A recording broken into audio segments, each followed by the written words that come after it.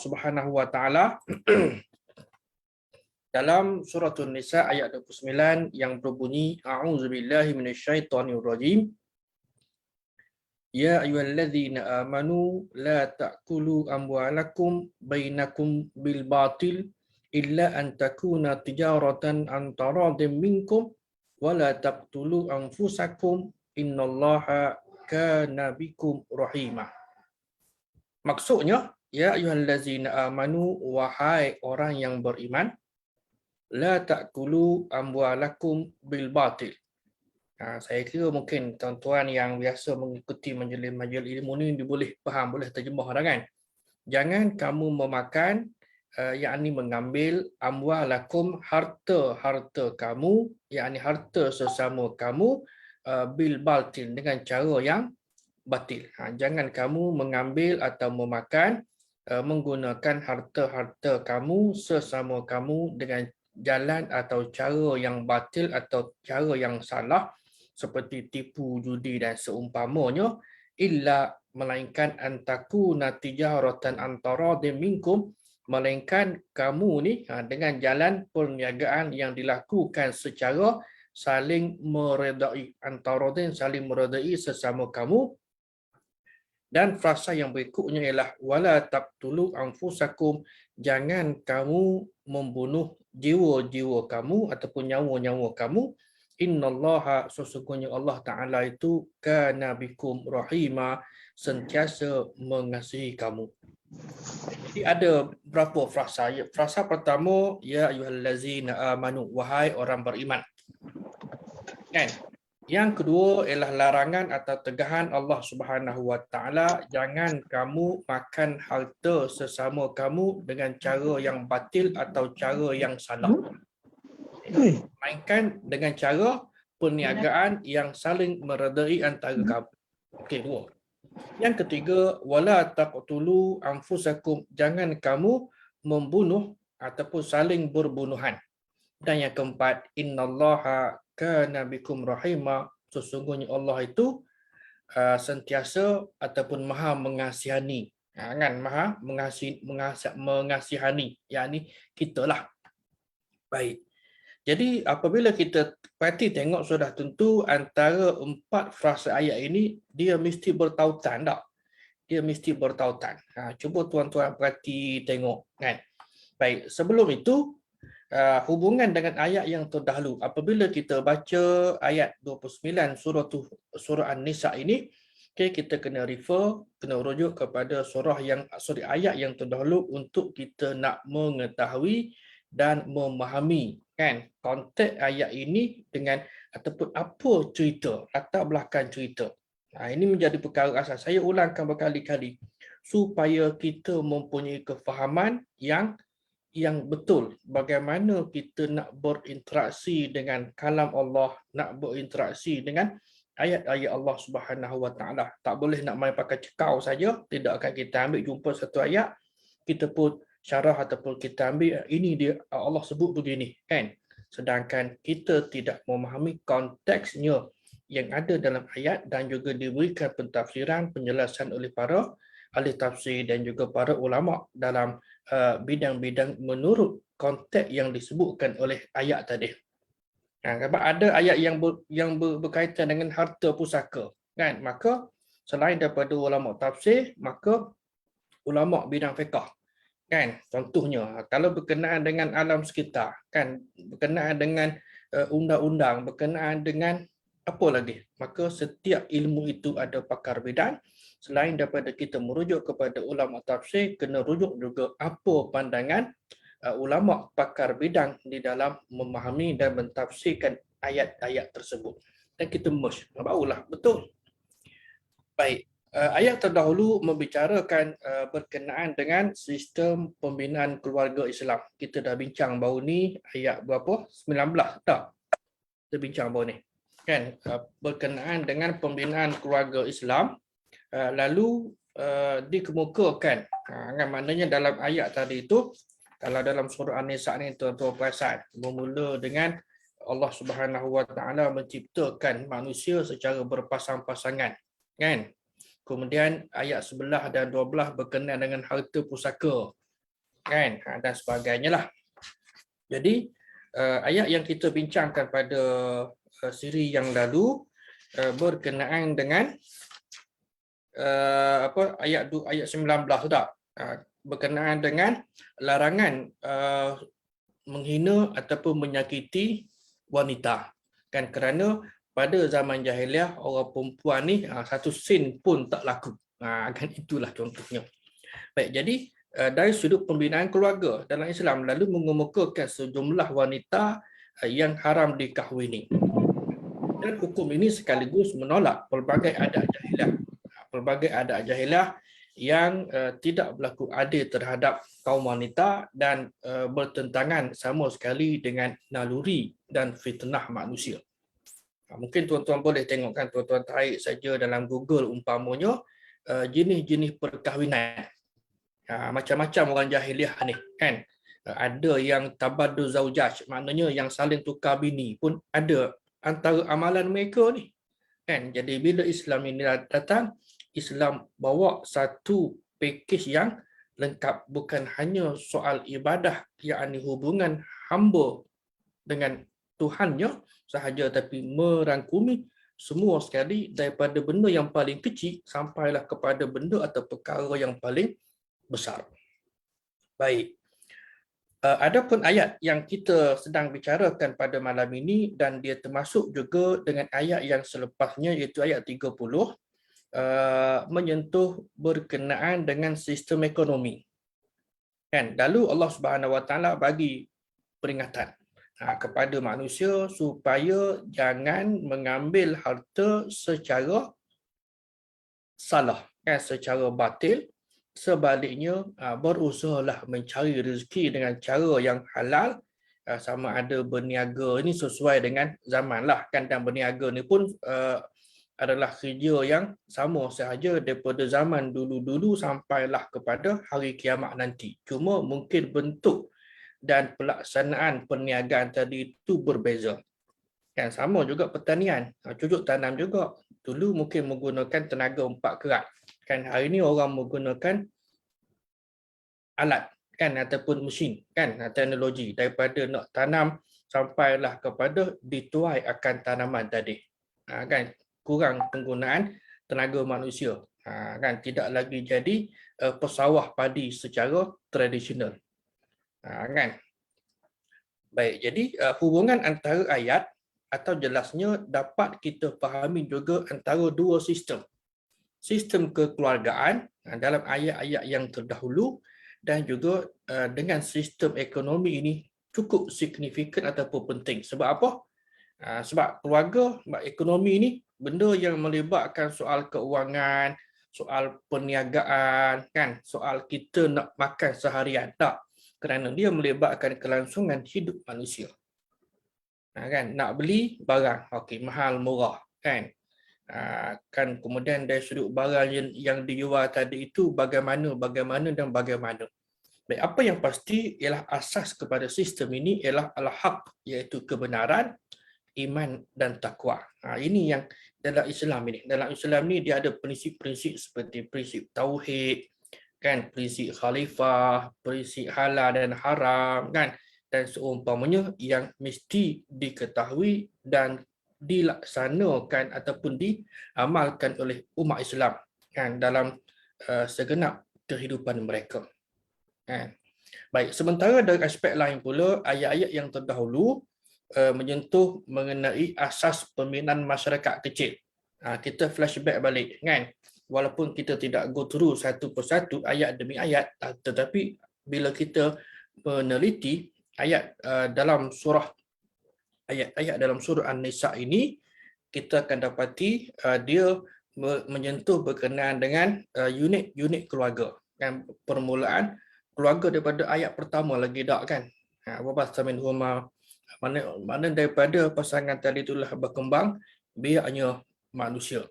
Manakala ayat 29 ini menjelaskan tentang asas pembinaan masyarakat besar, iaitu untuk nak memelihara dan menghormati hak harta benda dan nyawa manusia keseluruhannya. Baik, apa sebab penurun ayat ini? Kan ada kalanya ayat-ayat itu diturunkan atas sebab-sebab tertentu. Berlaku satu isu kan. Jadi sahabat bertanya kepada Rasulullah kan, ataupun Nabi sendiri ditanya kan berkenaan dengan sesuatu insiden dan seumpamanya. Lalu ada kalanya wahyu itu turun on the spot, ada kalanya wahyu itu tertangguh kan dalam seminggu kan, dan lain-lain lah. Baik. Jadi apakah sebab penurunan ayat 29 surah An-Nisa ini? Imam Ibn Jarir At-Tabari misalnya, ini bila kita belajar berkenaan dengan, bila kita bincang berkenaan dengan tafsir, antara kitab tafsir yang masyhur ialah kitab Imam atau kitab tafsir At-Tabari yang dikarang atau yang ditulis oleh Imam Ibn Jarir At-Tabari yang meninggal pada 310 Hijrah. Baik, 300 tahun lah lebih kurang selepas kewafatan Rasul sallallahu alaihi wasallam. Okay, Ibn Jarir At-Tabari menyebutkan riwayat daripada Ibn Abbas radhiyallahu anha, ayat ini diturunkan mengenai orang Yahudi yang jual pakaian. Dia kata kepada pembeli, jika kamu suka, kalau kamu boleh ambil kain ini, dan kalau kamu tak suka, kamu boleh kembalikannya kan bersama wang 1 dirham. Isunya di sini kan. Isunya di sini ialah kalau kamu suka, okey, selesai dah. Boleh ambil kain ini, maknanya bayarlah.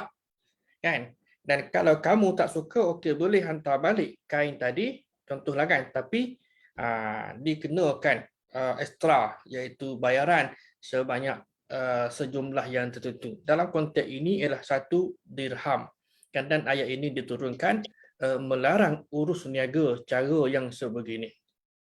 Ada ke tidak hari ini? Kita perhati tengok. Ada ke tidak hari ini? Ada mungkin kan, setengah-setengah tu mungkin tempat-tempat yang tertentu lah kan. Baik, dalam Islam membenarkan kedua pihak yang berkontrak ataupun yang orang panggil al-aqidah ni, bahasa mudah kitanya yang berjual belilah. Kan, berjual beli, okey, ada penjual, ada pembeli. Kan, mesti ada barang tak? Kan, kalau dalam konteks rukun jual beli. Kan, dan ada sirah dan juga ada as-saman ataupun harga. Berapa? Benda ni, 5 benda ni clear. Takkan dia tak boleh ada penjual dan pembeli tak ada barang. Barang mesti ada. Kan, barang mesti ada, dan dalam konteks moden barang mesti speknya, spesifikasinya jelas kan, mesti clear. Kalau tidak, kan boleh terbatal kerana penjual tidak memenuhi janji sebagaimana yang ditawarkan di dalam tawaran ataupun kontrak jual beli. Yang ketiganya barang, yang keempat ialah akad kan, saya beli saya jual, dan yang kelima ialah harga. Yang masalah hari ni harga tak, dalam internet ni, dalam Facebook dan sebagainya, saya pun dosak mengapa tidak display harga, mengapa tidak sebut harga, mengapa tidak pamerkan harga, sebab dalam Islam okey, menetapkan atau menentukan bahawa harga itu mesti dipamerkan untuk nak mengelakkan penipuan, manipulasi dan sebagainya lah kan. Baik, dalam hari ini tuan-tuan dan puan-puan sekalian, Islam membenarkan dua pihak tadi itu kontrak, maknanya ada tempoh khiyar. Khiyar ini pilihan. Pilihan okey berdasarkan kepada sabda Nabi sallallahu alaihi wasallam dari Ibni Umar radhiyallahu anhuma, bahawa dari Nabi sallallahu alaihi wasallam yang bersabda, al-bai'ani bil khiyar. Al-bai'ani maknanya penjual dan pembeli bil khiyar, ada hak pilihan sama ada nak ambil, nak return barang yang dibeli malam yatafarraqa, selagi mereka belum berpisah. Kita kena tengok dari sudut konteks. Kalau dulu okey, kita berada di kedai tadi, let's say kedai kain kan, bila kita dah bayar dah, contohlah kan, bila kita pun tengok balik tak berkenan lah, minta maaf lah kan, kakak ke pakcik ke tak kenal lah, saya beli kain color merah, nak rasa nak tukar kepada color kelabu pula, contohlah kan. Jadi tak boleh. Tak, kalau dari sudut Islam ada pilihan kan, sama ada inilah persetujuan dua pihak, dan biasanya bolehlah kan. kecuali syarat-syarat yang adalah tertera ni. Ada yang membolehkan, ada yang tak membenarkan lah. Tapi setakat yang saya tahu, beli barang ni dia boleh. Malah kalau mana di pasar raya pun kita boleh return kan dalam tempoh beberapa hari, seminggu daripada tarikh belian, dan dengan syarat bawa barang tadi dengan plastiknya sekali, dan termasuklah resit yang paling penting sebagai evidence kepada pembelian. Kan? Janganlah kita apa panggil, dan barang yang dibeli tadi, baju ke kasut ke, mesti kita jaga dalam keadaan yang elok kan. Baik. Hadis dalam Sunan An-Nasa'i. Okey, masuk perbincangan. 9:34 malam. Firman Allah Subhanahu Wa Taala tadi, la ta'kulu amwalakum bainakum bil batil, jangan kamu makan harta sesama kamu secara batil, secara salah, illa an takuna tijaratan antara minkum, melainkan cara bisnes. Cara mudahlah kita terjemahan begitu, kecuali dengan jalan perniagaan yang dilakukan secara suka sama suka. Baik. Yang pertama, harta ialah barang yang disediakan untuk diambil manfaat daripadanya. Dari sudut the term of harta, apa itu harta? Kan biasanya orang kita ni dia ada 3 ter, harta, wanita dan tahta. Kan harta, wanita dan tahta. Baik, harta ialah barang yang disediakan untuk diambil manfaat, sama ada barang tadi itu dalam bentuk benda, kan? Biasalah handphone, kan? Buku, kan? Ataupun juga faedah. Faedah ni bukan faedah interest bank saja, kan? Ambil manfaat, okey, saya benarkan kamu baca buku saya, kan? Jadi nak baca, okey, duduk di sini, kan? Maknanya itulah kan, saya duduk faedah yang diperolehi oleh pihak yang satu lagi, kan? Ataupun juga hutang, ataupun juga hak yang diperolehi menerusi saluran tertentu. Baik, harta. Manakala perkataan al-batil, maknanya Melayu pun panggil batil, kan? Salah, dan lawannya adalah al-haq, iaitu kebenaran. Al-haq iaitu kebenaran, dan harta yang batil ialah harta yang diperolehi menerusi jalan atau cara yang tidak syar'i. Orang panggil tidak patuh syariat, tak kan? Cara yang tidak syar'i iaitu yang tidak dihalalkan. Kena tambah yang takut keliru. Yang tidak dihalalkan oleh syarak, sama ada cara tadi melalui kaedah riba yang kita maklum, ataupun judi, ataupun zalim, menekan, menindas. Kan, cara rampas, khianat, rasuah, ini hot issue, saksi palsu, mempergunakan fatwa yang salah, bahkan apa jua bentuk pengambilan barang yang bukan hak milik dia. Kan, kita letak pada diri kita tak. Kita nak ambil barang orang lain, no, tak boleh sama sekali. Memanglah secara umum lah kita kata tak, kita ni tidak terlibat dengan riba. Betul ke? Betul ke? Kan? Yang later isunya ialah RFID dan e-wallet. Ada e-wallet tu, kan? Ikutkan itu ada masalah tak? Dia belum patuh syar'i, kan? Dia belum patuh syar'i, maka kena beralih kepada apa dia panggil yang go. Baik. Ada pun perkataan tijarah. Tijarah ni bisnes. Tijarah tu ialah perniagaan yang ada tukar milik dengan wang, kan? Kalau dulu zaman sistem barter, kan? Beras tukar dengan apa dia? Biskut ke, kan? Dengan tepung ke, kan? Hari ni dah jadi apa panggil tukar milik menggunakan wang ataupun duitlah yang diterima sah oleh sesuatu masyarakat pengguna. Maka kalau rasuah, beli saham yang barangnya tidak ada, judi, spekulasi, kan? Spekulasi ni pun ada juga perbincangan. Saya ingat perbincangan ini pun juga telah lama, kan? Apa dia panggil spekulasi mata wang ataupun juga saham ni, kan?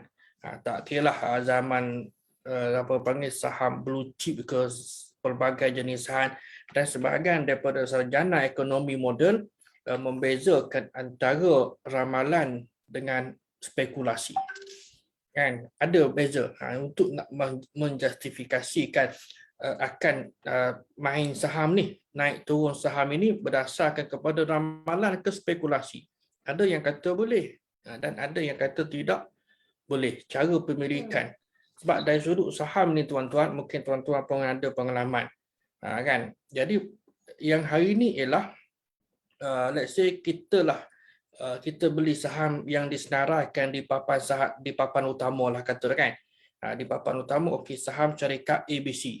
Kan memang dia adalah dah patuh compliant. Okey, betul lah kita beli, okey kita simpan. Berapa lot kan? Kita belilah kata okey 50 lot contohlah kan. So untuk kita simpan selama setahun, okey saham tu naik harga daripada berapa satu unit tu harga berapa sen? 30 sen. Kan okey sekarang dah naik jadi 90 sen. Bermakna atas satu unit itu kita untung 90 sen, 60 sen dan satu lot kan berapa kali dengan 1000 kan kita ada 50 lot berapa. Kan? Lama dah tidak berbicara tentang saham ini. Jadi itu dia. Okey, dari sudut itu yang menjadi isu ialah orang yang main saham. Kita sebagai pembeli yang memiliki saham itu bila saham tu naik harga tak ada isu. Kita nak jual kan bila harga saham tu dah makin tinggi. Yang jadi isu ialah yang main jual beli saham di bursa saham ini ada pro dan kontra. Sebab apakah itu yang menentukannya? Kan ramalan tambah pula dengan ramalan satu lagi pula keadaan ekonomi kan dan sebagainya yang muram ke menyebabkan saham itu kan merudum jatuh dah atas dasar spekulasi. Ini yang kadang-kala itulah ada pro dan kontra. Baik, dan juga beli barang yang belum siap lagi. Kan biasanya dalam kalangan masyarakat Arab ini dipanggil sistem salaf, maknanya beli tempah, bai'us salam. Kan bai'us salam beli barang yang belum siap lagi kan ataupun yang tempahan. Benda ni berlaku kan kita pergi ke butik kan kita pergi ke butik kita dah beli dah kita dah tempah dah. Sepasang baju Melayu nak raya ni, harap-harap tidak dalam PKP. Kan, berapa harga? 200 lah katakan, kita pun bayarlah, apa dia panggil cengkeram tak? Bayarlah 100, ada baki 100 lagi. Tukang jahit kata, okey sebulan lagi siap. Kan, jadi barang tu belum siap. Kan, cuma tengok kain saja ada. Kan, okey, adalah kain tu yang kita boleh pilih. Itu barang dah ada depan mata, barang yang tak ada lagi nak kena order. Kan dan tidak termasuk dalam tijarah dan benda ni boleh dibincang secara khusus dalam isu-isu muamalat. Baik. Perniagaan ada syarat apa? Perniagaan kena ada mestilah dengan syarat ada akad persetujuan bersama. Bab kata tadilah kan al-aqidah ni ada persetujuan antara dan saling meredai antara kedua pihak yang berkontrak iaitu penjual dan pembeli. Dan kedua-duanya mesti setuju dan dapat kepentingan masing-masing. Kan saya jual barang ini saya dapat duit lah kan bila tuan beli barang ini tuan dapat manfaat barang tadi.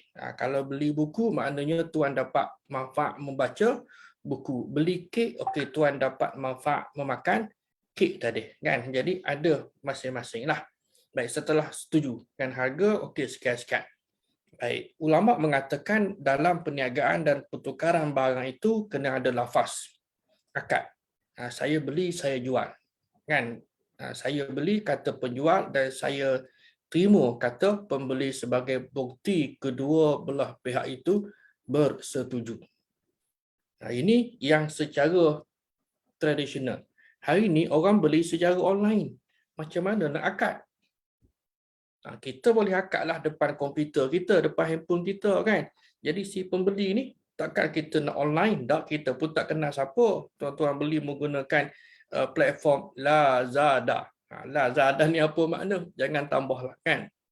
ataupun Shopee ataupun mana-mana lah kan. Jadi kita pun tak kenal, kita order saja barang tadi. Saya beli buku kan, saya banyak beli buku, itu buku ini okey, tengok okey ada, kita pun bayarlah harga buku RM50 kan. Jadi klik okey, settle, done kan, dah selesai dah. Jadi tunggu je lah kan. Ada kalanya kita tidak berinteraksi secara direct pun dengan pembeli, malah tak kenal pun pembeli dah. Bagaimana benda ni boleh berlaku? Kan?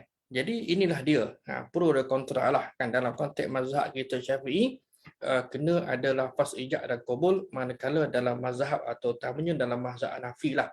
Saya kira mungkin tuan-tuan pun ada maklum, hari ini kebanyakannya dalam urusan perniagaan kan, termasuk juga tentang banking operation and so on ini, lebih banyak menggunakan pandangan di luar mazhab Syafi'i. Kan, kerana pandangan dalam mazhab Syafi'i ini agak ketat sedikit lah kan. Jangan kata, sebab sebahagian orang saya dengar lah, dia kata Imam Syafi'i ini ketat, Imam Hanafi ni ataupun Imam Abu Hanifah ni agak longgar. Tak kan, setiap imam mazhab tadi tu ada pertimbangan, ada justifikasi yang tersendiri di dalam merumuskan suatu hukum. Ada kalanya kita tengoklah dalam satu certain issue, Imam Abu Hanifah ni agak ketat kan, jadi kontra terbalik pula.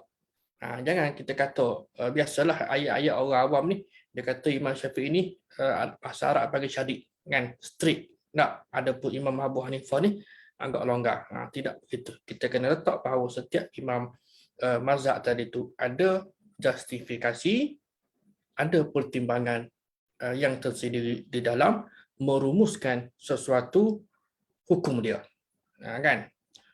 Dan perniagaan bukan satu cara, bukannya satu-satunya cara atau jalan yang halal untuk dapatkan harta atau pendapatan. Antara cara lain, hadiah ni tidak semualah kan. Kalau tidak, semua orang akan bagi sebagaimana sabda Nabi, tahadu tahabbu kan, saling bagi hadiahlah kamu, nescaya kamu akan saling mengasihi. Kan, itu betul lah kan, kita saling bagi hadiah, dan hadiah ni pun tidak semestinya sesuatu yang bernilai tinggi, harga mahal, tidak. Kadang-kadang hadiah apa dia? Nasi sebungkus je kan bawa kan. Contohlah kan, nak masuk pejabat, okey beli nasi lemak 2 bungkus ekstra kan, sampai pejabat okey, saya ada bawa ni ekstra kan, siapa nak boleh kita hadiahkan, ataupun mungkin istilah kita ni, kita belanja kan. Baik, dalam pemberian hadiah hanya satu pihak saja yang bagi. Pemberian hadiah dibenarkan, malah digalakkan dalam Islam. Okey, yang ni clear. Tapi hanya disebut perniagaan dalam ayat ini kerana cara yang popular dan selalu digunakan, dan ia adalah cara yang paling baik untuk mendapatkan harta, dan apatah lagi harta yang banyak kan. Orang kata nak kaya kena niaga tak. Ibarat kata kalau kerja government tak boleh kaya kan. Yang tu betul lah kan, sebab orang kerja government ni mana dengan kerja makan gaji lah kan, pendapatannya adalah biasa sahaja kan. Dan orang yang bisnes ini dia ada risiko. Untung okay, alhamdulillah, kadang-kadang berlipat kali ganda, tapi risiko tinggi. Silap gaya macam PKP tahun lepas, ramai yang gulung kapek, gulung tikar kan, ada cabaran yang tersendiri. Untuk itu penjual dan pembeli, penjual peniaga yang jujur, okay, di pihak jual barang ni kan, menjadi asbab untuk dia dimasukkan ke dalam syurga Allah Subhanahu Wa Taala dan ditempatkan dalam syurga yang tertinggi. Hadis daripada Ibn Umar radhiyallahu anhu, dia kata Nabi SAW ada bersabda, at-tajirul amin as-saduqul muslim ma'asyuhada'i yaumal qiyamah. At-tajirul amin, peniaga yang amin, yang amanah, yang jujur kan, as-saduq yang benar, al-muslim ma'asyuhada' yaumal qiyamah. Baik, dan ada satu lagi riwayat di sini dari Abi Sa'id Al-Khudri radhiyallahu anhu, dia kata Nabi ada bersabda, maksudnya lebih kurang tadilah kan, at-tajirus saduqul amin. Ni dia terbalik sikit. Peniaga yang benar dan jujur ma'an nabiyyin, bersama dengan para nabi, golongan siddiqin, golongan syuhada. Kan? Baik. Ini matan dia. Daripada teks hadis Abdullah bin Umar, dia kata Nabi sabda, pedagang ataupun peniaga muslim yang jujur dan amanah akan dikumpulkan bersama dengan para nabi, golongan siddiqin, iaitu orang yang benar, dan syuhada, orang yang mati syahid pada hari kiamat nanti. Habis, kalau peniaga yang tak jujur, dan bagaimana nak identify peniaga yang tak jujur ni, nak tahu ciri-ciri dia.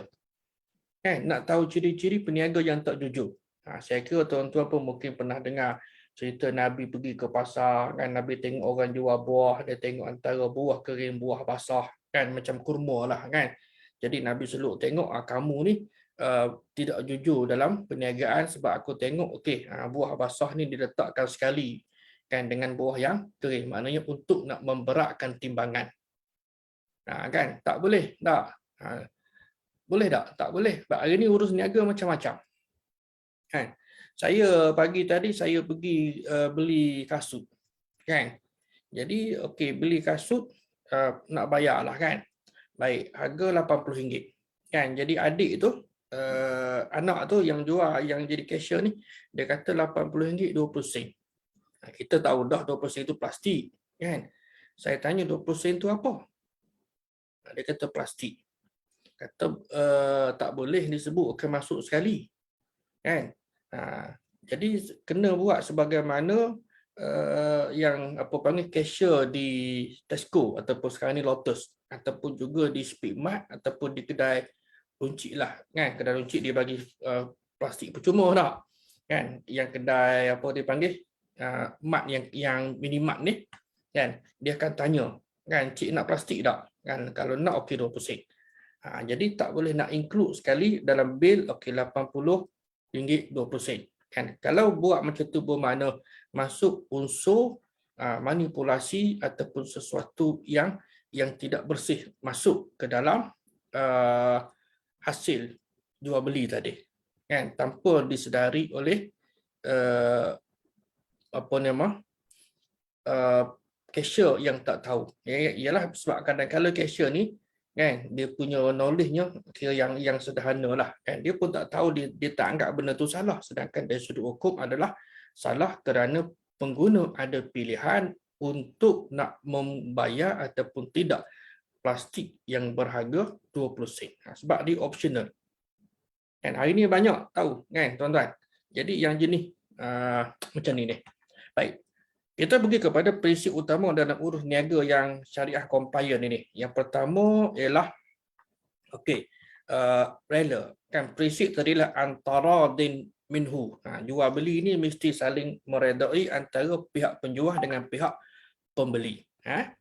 Baik, semua mazhab menjadikan sirah, kan, ijab dan qabul sebagai rukun akad. Cuma mereka berbeza tentang bentuk dan cara.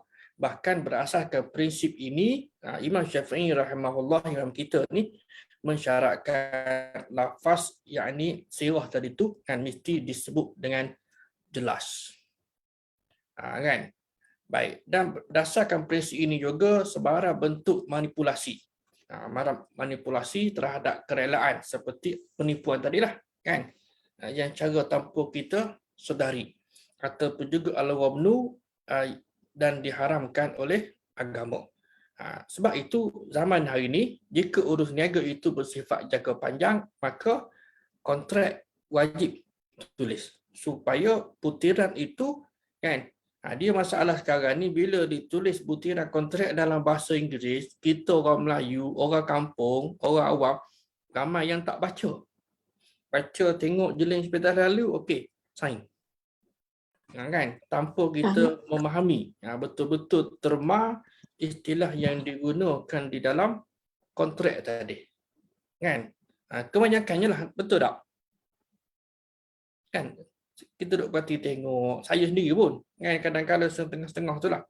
Jadi dia biasanya kalau pembelian yang melibatkan yang agreement ni, biasanya dua, pembiayaan perumahan ataupun juga kenderaan. Yang lain ni rasa tak ada benda sangatlah kan. Kalau belilah kata apa benda, peti ais lah harga 3,000 ke 4,000 ke, sama ada dibayar secara tunai selesai kan, dan ataupun dibayar menggunakan kredit kad kan. Kemudian kita pun isilah ataupun yang online kan, kepada syarikat dia. Mana syarikat apa panggil peti sejuk tu dia, kalau Panasonic ke Toshiba ke apalah kan. Dulu okey, kita kalau rosak kita refer kepada kedai yang menjual. Hari ni tidak lagi. Kedai kata okey, refer kepada kena kontak diri kepada kilang tak yang mengeluarkan peti ais ataupun TV tersebut. Kan dia ada. Macam komputer lah juga, tak boleh nak refer kepada kedai komputer yang kita beli tadi. Ini semua benda dah berubah lah.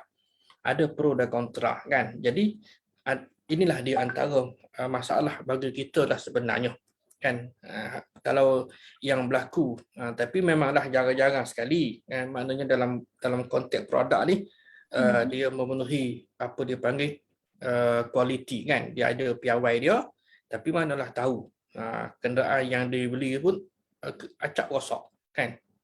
Kereta kawan tak ada contoh lah kan. Ada sahabat saya begitu. Dia mengadu kereta dia. Saya kata yang kereta yang saya pakai ni alhamdulillah baik.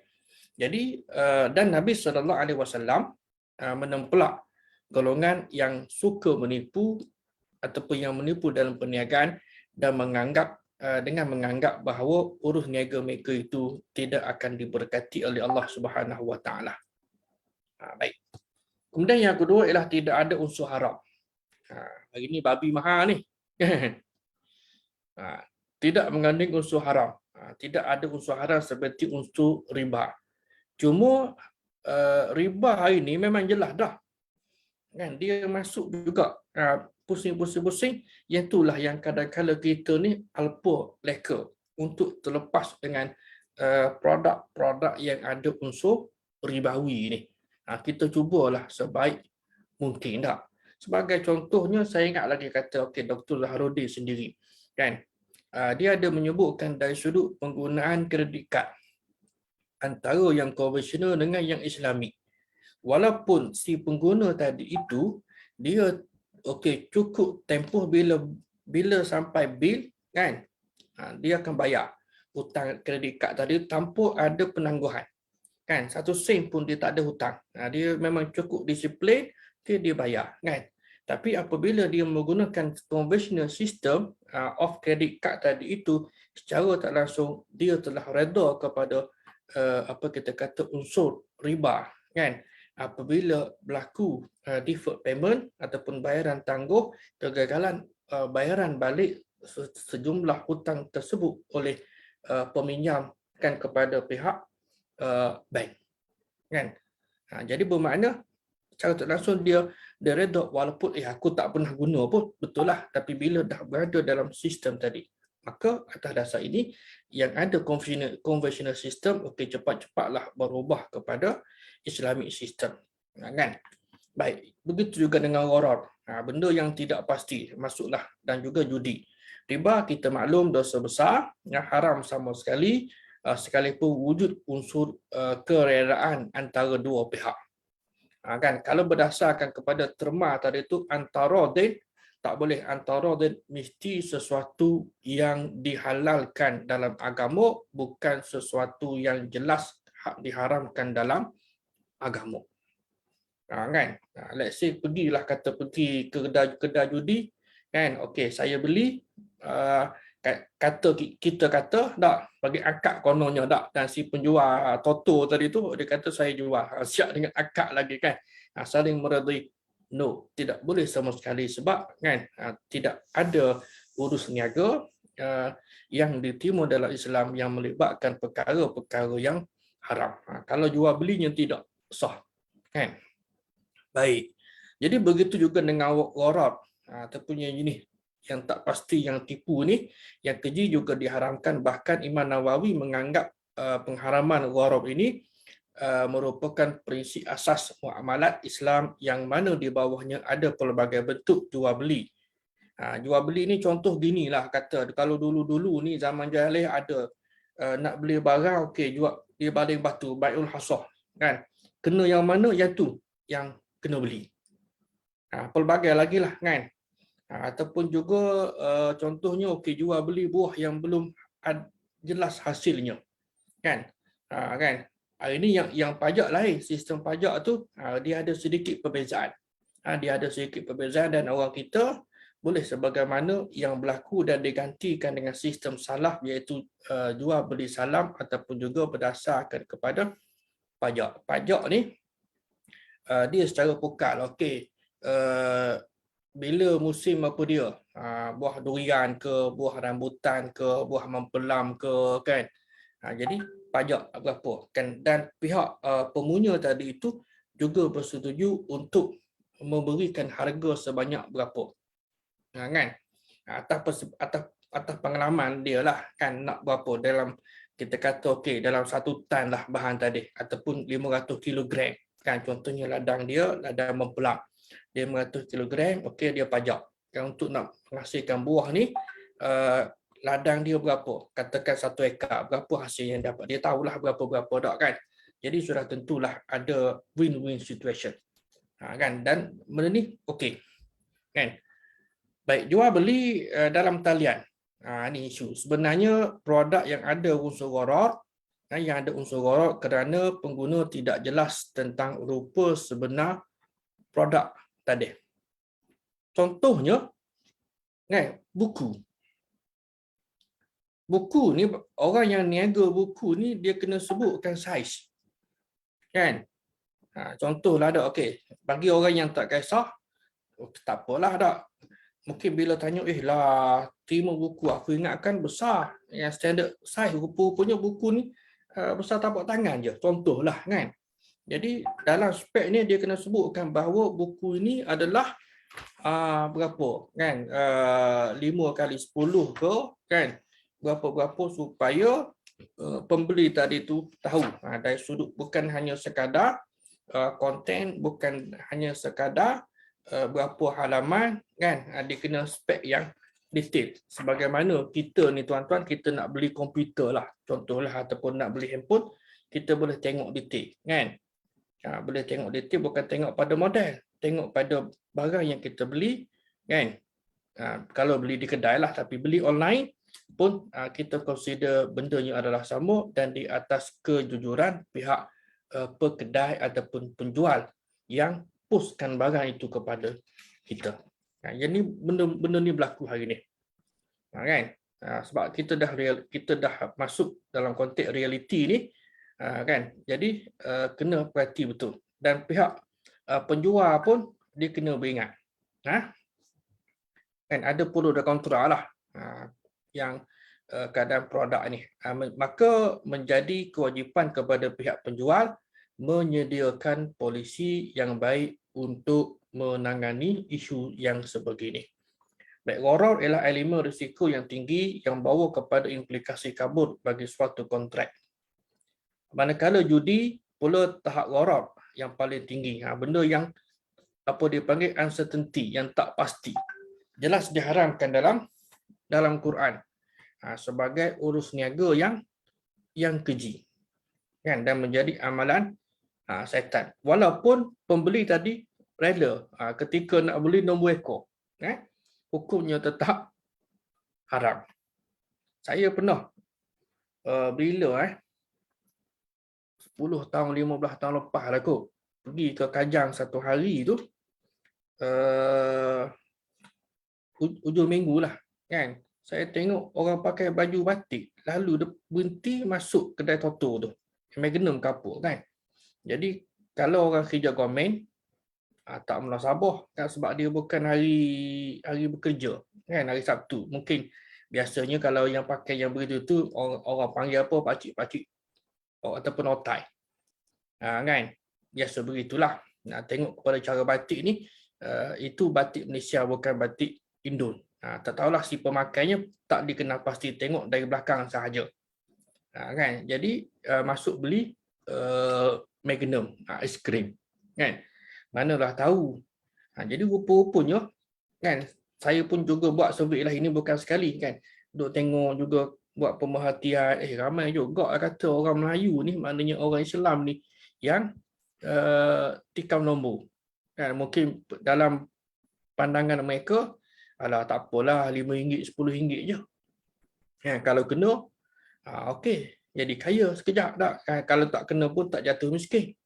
Bagi kita, tak, ya kita yang faham bukan soal kaya miskin, tapi soal judi itu ialah benda yang jelas diharamkan dalam Islam. Walaupun sekarang dah tukar nama sports, tak, kononnya sukan kan, sport toto ke Magnum ke apa ke, bagi kita lah. Tapi mungkin bagi orang yang keadaan yang tak berapa faham agama kan, yang keadaan terdesak, separa terdesak ni, dia kata siapa nak bagi duit pada aku?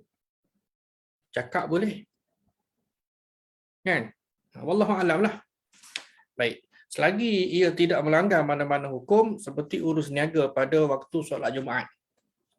Kan? Nak niagalah. Kalau di masjid UTM, dulu-dululah sebelum PKP ni, hari Jumaat ramailah peniaga gerai.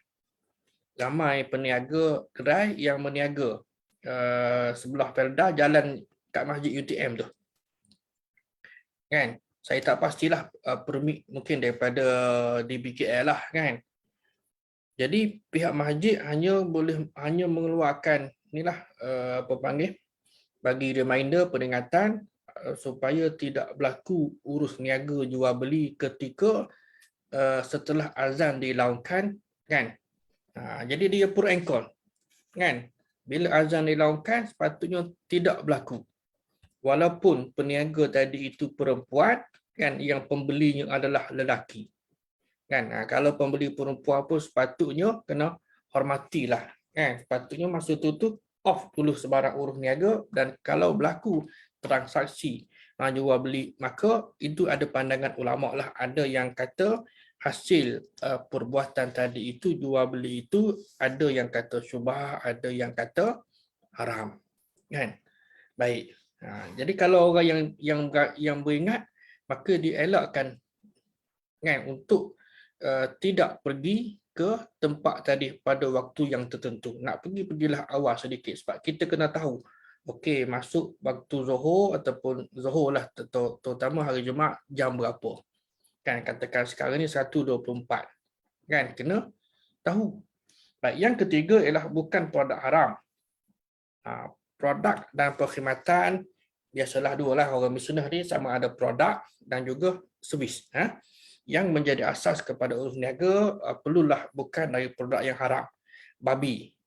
Bila sebut babi ni tuan-tuan, kan, mungkin sup babi, apa lagi, kulit babi, lemak babi, kan, dan apa jugalah produk yang datang daripada babi ni. Dan arak pun sama dengan pelbagai nama hari ni yang boleh mengelirukan, dan najis pun sama, whatever tahi apalah, kecuali kuih tahi itik. Itu kuih, cuma nama saja tahi itik. Okey, bangkai yang haram kecuali bangkai ikan dan bangkai belalang tak. Kalau darah ada yang dihalalkan limpah dengan hati kan. Baik, kemudian dadah clear, rokok pun sama kan, walaupun ada kata makruh tak. Kan, tapi tak ada sebab dah nak kata makruh, kan membawa mudarat kepada kesihatan dan juga membazir duit. Nak isap rokok, okey, bismillah dulu. Anjing dan sebagainya lah. Baik, begitu juga yang jenis servis ini. Jenis pelacuran, GRO, hiburan haram. Ada ke hiburan halal? Kan, hiburan halal haram ni penentuannya ialah pelbagai lah. Sama ada jenis hiburan tadi, kalau nyanyian ke disertai dengan muzik yang macam mana kan, benda-benda macam ni dia jadi isu. Apakah suara wanita itu aurat?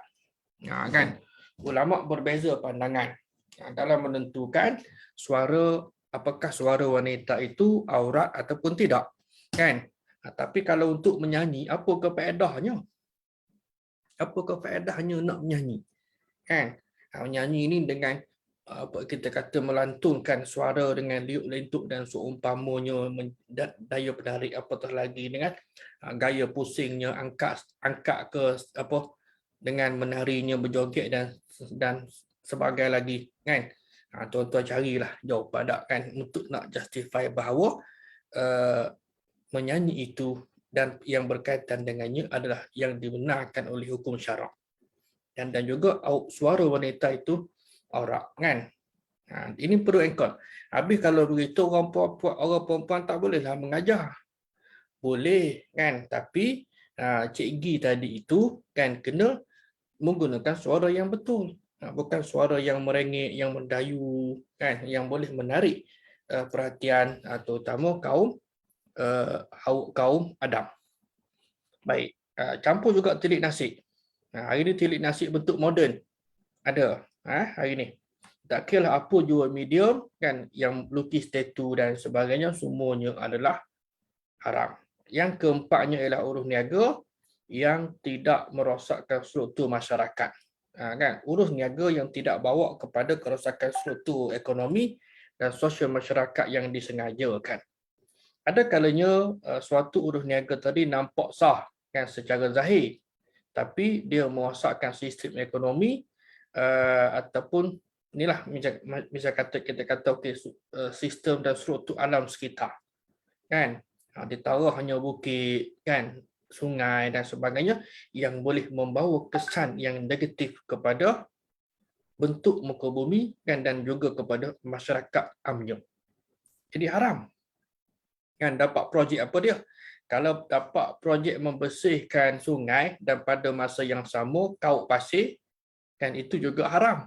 Kan bersih sungai itu, let's say kita kata halal lah kan, dia masuk melalui proses tender yang betul. Dia dapat pun tidak ada duit kopi, memang betul-betul dia dapat dan dia dipilih pun sebab kontraktornya terbukti memang layak. Tapi pada masa yang sama dia buat kerja cara yang tidak halal secara gelap kan. Tempat saya berlaku dulu-dululah, saya ingat kalau dan dalam 15 tahun dulu masa duduk di sini ni, sekitar tahun 2005 dulu tu, masyarakat berbicara tentang lori hantu yang bawa pasir sekitar pukul 5-6 pagi kan. Orang panggil lori hantu. Habis pasir tu daripada mana? Kan inilah yang membimbangkan kita sebab permit pasir ni tidak dikeluarkan kan. Dan pada kita maklum pada masa itu ialah permit untuk membersihkan sungai, dan pada masa yang sama kaut sekali kan, sekali harum. Jadi bermakna yang itu tu tidak boleh kan, sekalipun apa dipanggil, dia dapat permit yang sah tapi dia menyalahgunakan permit untuk buat benda lain. Baik, maka tetap diharapkan. Dan Nabi SAW melarang perbuatan ihtikar atau monopoli. Kan pernah berlaku lah dalam masyarakat kita ni, gula tidak ada kan, disembunyikan gula dengan tujuan untuk apa, supaya barang tadi tu mendapat permintaan yang tinggi di pasaran, dan sudah tentulah pihak peniaga akan menaikkan harga. Tak, sebab benda yang perlu. Kalau benda tak perlu, orang tak peduli sebab dia bahan kawalan, gula misalnya, beras kan, tepung kan. Dulu minyak masak tak? Saya ingat tahun berapa. Kan? Tak ada di pasar raya kan. Tidak ada di pasar raya. Jadi rupa-rupanya tadilah ada unsur untuk dinaikkan harga barangan tertentu. Jadi benda yang sebegini ni dia boleh merosakkan struktur ekonomi dan dia memberi kesan kepada orang lain kan, kepada peniaga kecil yang masak-masak ni menggunakan minyak, walaupun minyak tadi itu minyak yang dalam plastik kan, yang low quality kan, itu depa punya lah. Baik, tuan-tuan dan puan-puan sekalian, juga beli barang yang banyak tidak salah, macam apa panik buying kan. Saya masuk kedai habis roti, dah saya conquer kan. Pasal apa? Ni awal PKP kan. Tapi jika tujuan beli untuk memanipulasi harga pasaran, ia adalah haram. Beli banyak, okey tak apa. Kan? Kami pernah beli, masuk kedai beli roti sandwich yang sarding tu tak banyak manalah, dalam 60 ketul, maknanya 60 pack kan. Jadi si penjual ni tengok atau kata tak, kata ada tujuan untuk nak diagihkan kepada sasaran. Oh kan, biasalah nak macam musim baru ni kan, musim bantuan roti habis kan, kerana orang pakak beli, maknanya NGO dan individu yang nak beri bantuan ni, mereka beli bahan-bahan yang sebegitu kan untuk disalurkan kepada mangsa-mangsa banjir dan sebagainya lah kan. Yang tu boleh beli banyak, tapi bukan beli untuk nak monopoli. Dan apatah lagi, pembekal biasanya dia akan sembunyikan barang dia untuk bertujuan nak menaikkan harga. Dia masuk dalam apa dia ni, manipulasi dengan bolot sumber daripada masuk ke dalam pasaran. Baik. Kemudian okey, fasa yang ketiga ialah wala taqtulun nafs anfusakum, wala taqtulu anfusakum, jangan kamu bunuh diri. Ada banyak hadis Nabi SAW yang melarang perbuatan ini kita maklum. Hadis Nabi, siapa yang bunuh diri dengan guna besi, maka tangannya akan melukit perutnya sendiri di dalam neraka nanti. Siapa yang bunuh diri minum racun, maka dia akan terus minum racun tadi dalam neraka dan kekal selamanya. Dan yang ketiga, siapa yang melompat dari tebing untuk bunuh diri, macam di Jepun lah, dia ada satu tempat tak kan. Jadi gunung apa benda dah, maka dia akan terus jatuh kan dalam neraka tadi dan kekal selamanya. Baik, larangan saling berbunuhan ini tuan-tuan datang selepas larangan ambil harta orang secara batil. Ini kerana harta manusia umpama nyawa dia sendiri ataupun harta dia kan. Dan nyawa bagaikan dua benda hidup yang tak dapat dipisahkan kan. Maknanya kita dan harta, tak, nyawa dan harta. Bukanlah kita ni, alhamdulillah orang bagi Allah Subhanahu Wa Taala bagi kesedaran, bukanlah mata duitan, cukup-cukuplah kan. Harta yang ada pun sedang-sedang sahaja kan. Baik. Larangan saling berbunuhan membawa pelbagai maksud, antaranya ialah jangan seorang kamu membunuh diri kerana dosa. Kerana dosa besar kan. Jadi tak boleh membunuh diri kerana membunuh diri adalah perbuatan yang dikategorikan dalam Islam sebagai dosa besar, dan siapa yang bunuh diri maka sesungguhnya dia telah menceroboh ke atas diri yang diharamkan membunuhnya. Berlaku pencerobohan. Erti ini dalam konteks ini tidak sesuai lah dengan rangkaian ayat. Pasal apa? Ya ayyuhallazina amanu, wahai orang beriman.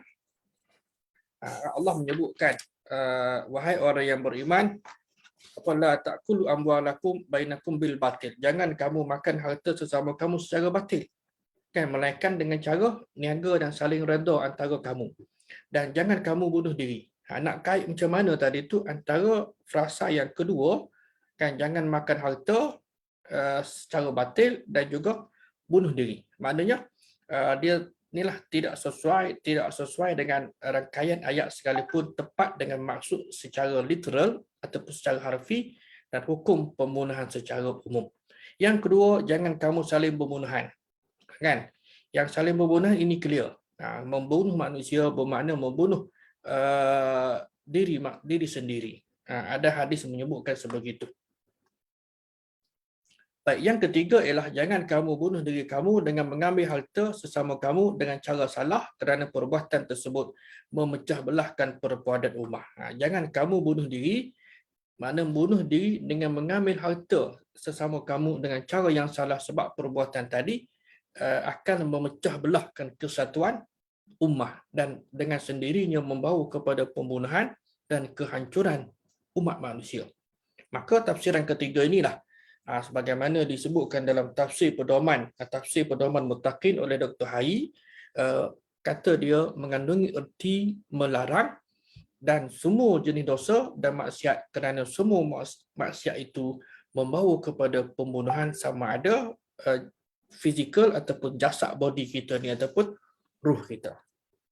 Dan nyawa dan harta ni dia ada hubungan, sebab kata tadilah kan, hak manusia akan bertahan bermati-matian harta dia kan. harta dia. Kan? Jadi daripada dirampas, dicerobohi oleh orang lain.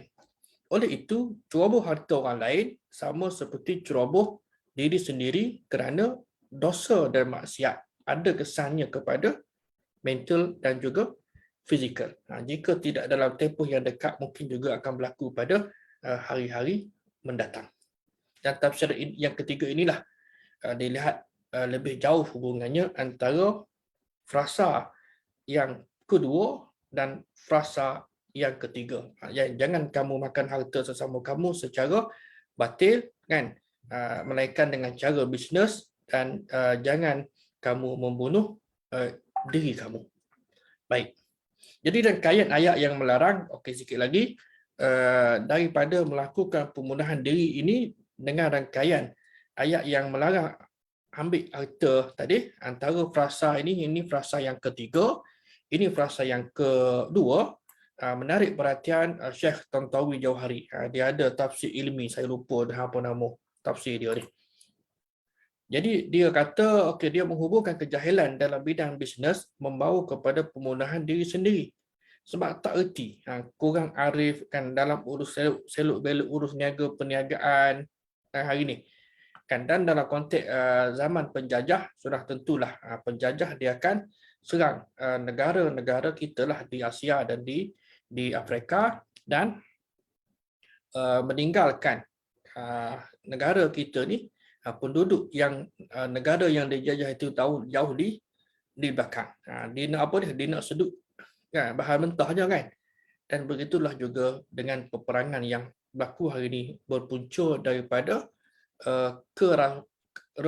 kerakusan, ketamakan manusia untuk mendapatkan harta. Seperti mana di Soviet Union, di Afghanistan dulu-dulu 80-an kan, yang zaman mujahidin. Sebab apa?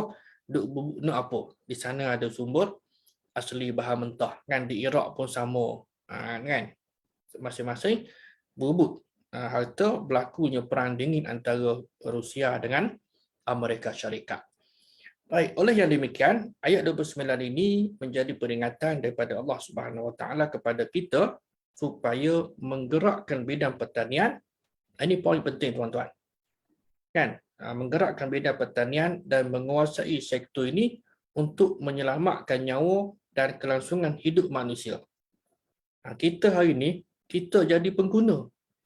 Bila umat Islam nak jadi producer, nak jadi pengeluar kepada barangan? Bila? Ini cabaran. Takkan kita selamanya jadi pengguna. Wallahu a'lam lah. Jadi peringatan ini dibuat selepas bicara tentang perniagaan dan larangan membunuh diri. Firman Allah Subhanahu Wa Taala akhirnya, innallaha kana bikum rahima. Allah tu Maha Pengasih. Kan, Allah itu Maha Mengasihani kamu wahai hamba-hamba. Maknanya balik semula kepada khitab ataupun seruan ayat tadi, wahai orang yang beriman. Maka frasa terakhir ayat 29 ini menarik perhatian kepada satu hakikat perlunya kepada sistem ekonomi yang adil, yang berkesan dalam masyarakat kita, dan larangan ambil harta dengan cara yang batil dan membunuh diri bukanlah sesuatu yang boleh dianggap kecil. Maka Allah menegaskan dalam ayat yang 30, ayat yang berikutnya, wa may yaf'al zalika, siapa yang buat benda tu udwanan wa zulma, dengan cara menceroboh dan cara zalim, fasawfa nu'tihi nara, kami akan masukkan dia dalam neraka, wa kana zalika 'ala Allah yasira, maknanya benda ni mudah saja bagi Allah Subhanahu Wa Taala untuk nak buat kepada manusia yang disebutkan tadi. Siapa yang langgar hukum Allah, Allah akan masukkan dalam neraka, merupakan ancaman yang paling keras daripada Allah Subhanahu Wa Taala. Baik. Sebagai kesimpulan, berdasarkan kepada ayat 29 surah An-Nisa yang kita bicarakan pada malam ini, kita dapat memetik beberapa poin. Yang pertama, Allah Subhanahu Wa Taala melarang umat dia, terutama kepada seruan tadilah, ya ayyuhallazina amanu, supaya tidak ambil harta secara batil. Yang ini kita kena berhalusi lagi tuan-tuan kan. Apa maksud harta yang batil tadi, secara tidak langsung claim yang tidak sepatutnya pun sama juga kan, tuntutan perjalanan. Kan? Baik. Dan juga larangan membunuh diri sendiri, ini biasa kalau dalam konteks kita ni boleh kata hampir tidak berlaku lah, walaupun ada kes-kes yang terpencil kan, kerana dosa bunuh diri ini adalah dosa yang besar kan, yang pasti akan dihumbankan dan kekal dalam neraka Allah wal'iyahzubillah min zalik. Jadi saya kira sekadar itulah untuk malam ini. Mudah-mudahan ada manfaatnya untuk diri saya dan juga tuan-tuan dan puan-puan yang dirahmati Allah sekalian. Baik, jadi sebelum kita berakhir, seperti biasalah, jazakumullah khairan katsira, terima kasih atas perhatian dan juga tumbangan yang tuan-tuan dan puan-puan baik di dalam platform Zoom ini maupun yang menonton dalam Facebook atas sumbangan keuangan dan sebagainya, dan juga siapa-siapa yang nak menyumbang bolehlah berbuat demikian pada akaun Akademi Tadabbur Malaysia yang tertera. Baik, sekian saja aku qauli hadza. Astaghfirullahalazim li wa lakum. Wassalamualaikum warahmatullahi wabarakatuh. Kita tangguh dengan bacaan tasbih kafarah dan suratul As. Allahu a'lam. Assalamualaikum warahmatullahi wabarakatuh.